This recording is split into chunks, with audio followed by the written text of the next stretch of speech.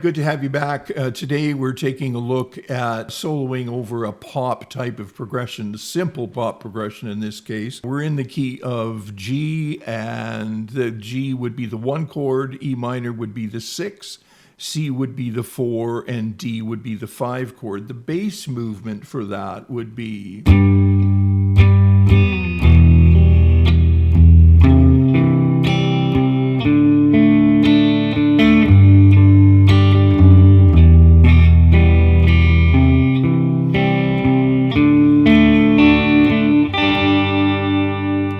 So I'm sure that you've heard that movement before. It's a really common progression.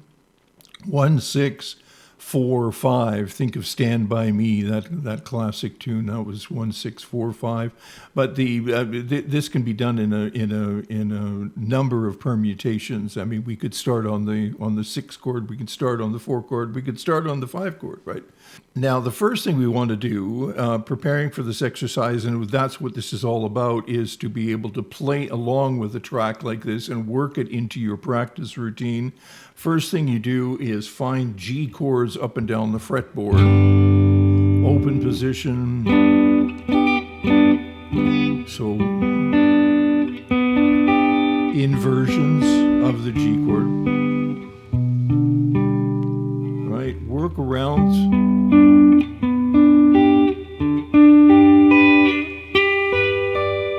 The fretboard, you can go all the way up to here. Right, you get the idea. Just be comfortable with sort of connecting the each of the chords. If we move to E minor.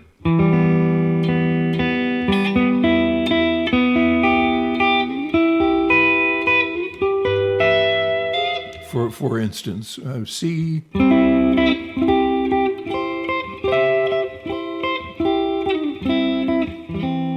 D just moves up a tone from C, and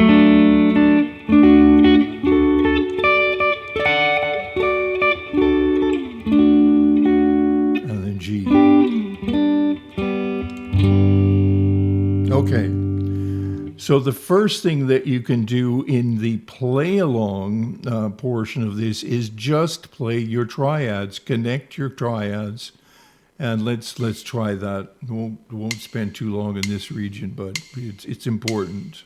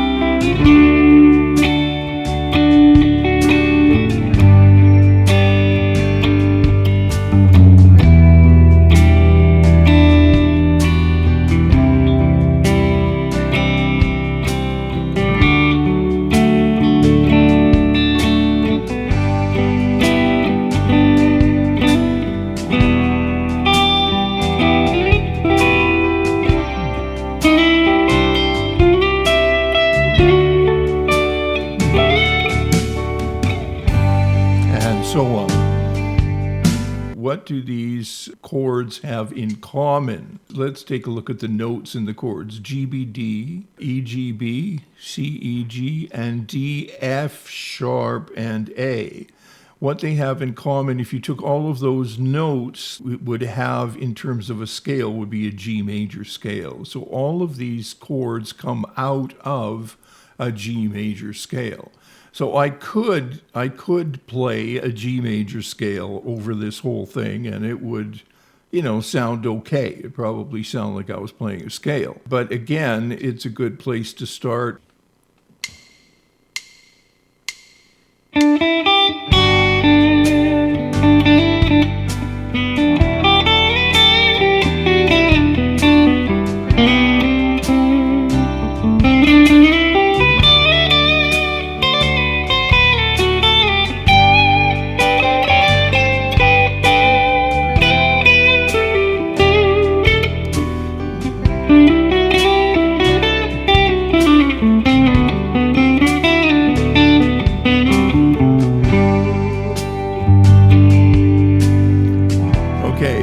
trying to stick to scales there, but I can't help but hear the chords as well. So I tend to stop on notes or emphasize notes that are in the chords as well. Let's try this since I'm talking about scales. G major scale.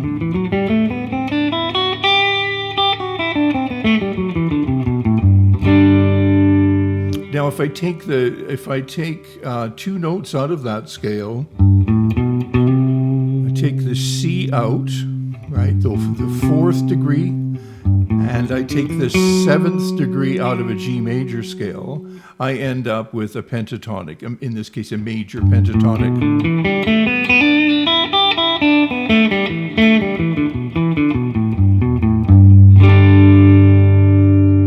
Okay, so that G major pentatonic scale is obviously going to work.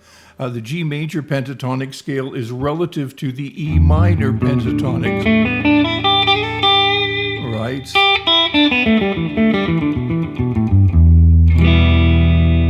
So that's going to work as well because it's all the same notes with two eliminated. So the semitones are eliminated. So this the pentatonic scale should work quite nicely, and I'll try to stick to it using only the notes of the pentatonic.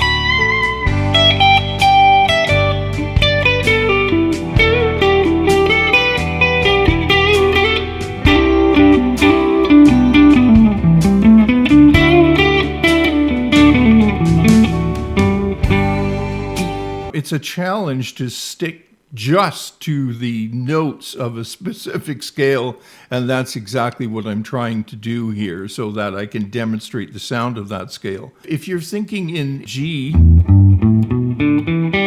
or in E minor, whatever, and let your ear guide you the rest of the way, you can also flat that 5 in E minor.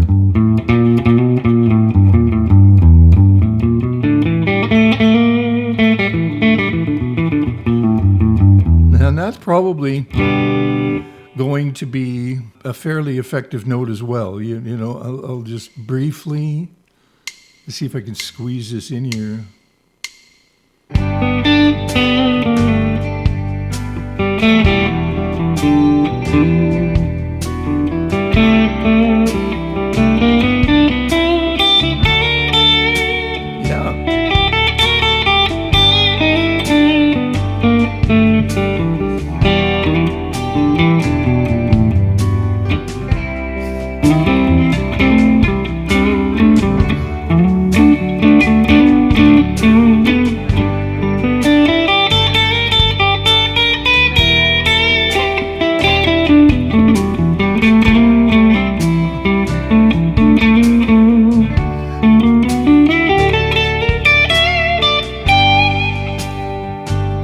Okay, so I snuck it in a few places there, and it's a cool sound. And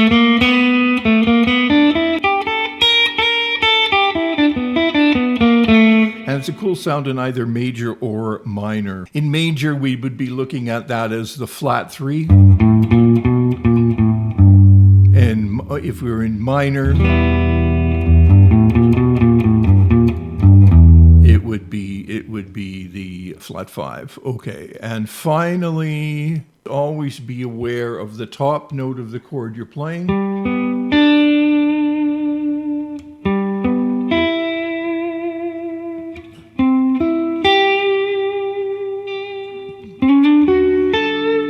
And you'll start to hear lines, and then you can elongate those lines.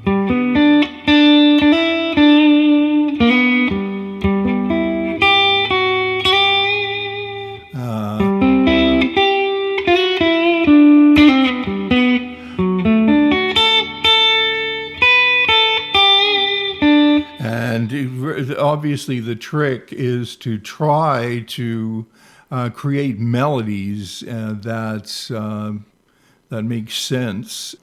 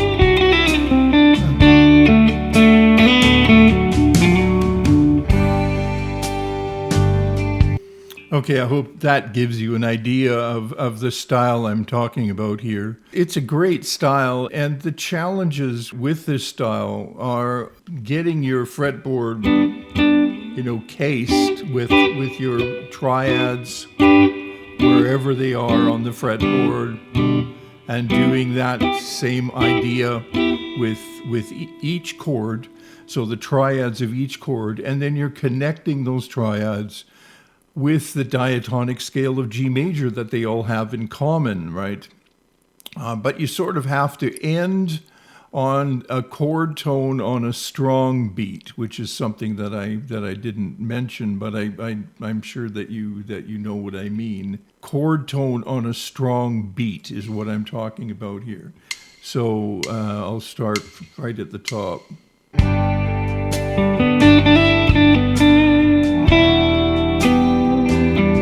Strong beat.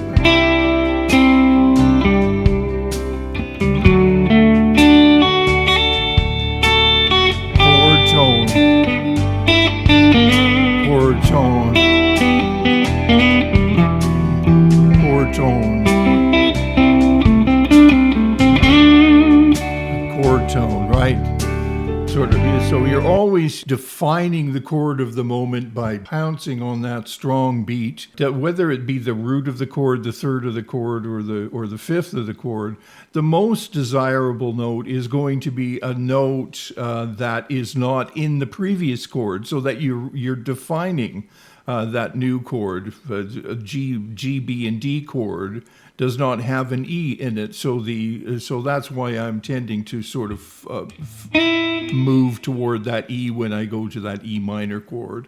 And with the C chord, the EGB chord of E minor does not have a C in it. So grabbing that C is going to define the progression, define the chord, and clearly make harmonic sense out of the chord progression while treating it melodically. Okay, I hope that was a help to you. My previous video in the key of C might be something you want to check out as well.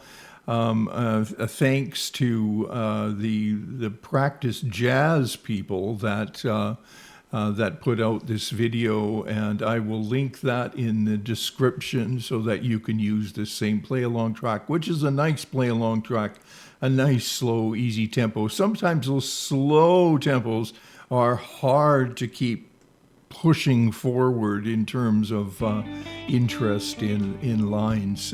Melody will push it forward. If you have strong melodic content, strong melodic ideas, that will move a progression like this forward. Okay, thanks for stopping by. Like, subscribe, please send me comments. They're important to me. And as well as questions, if you have any questions, fire away. I answer all the questions. Thanks so much for stopping by, and we'll see you again real soon.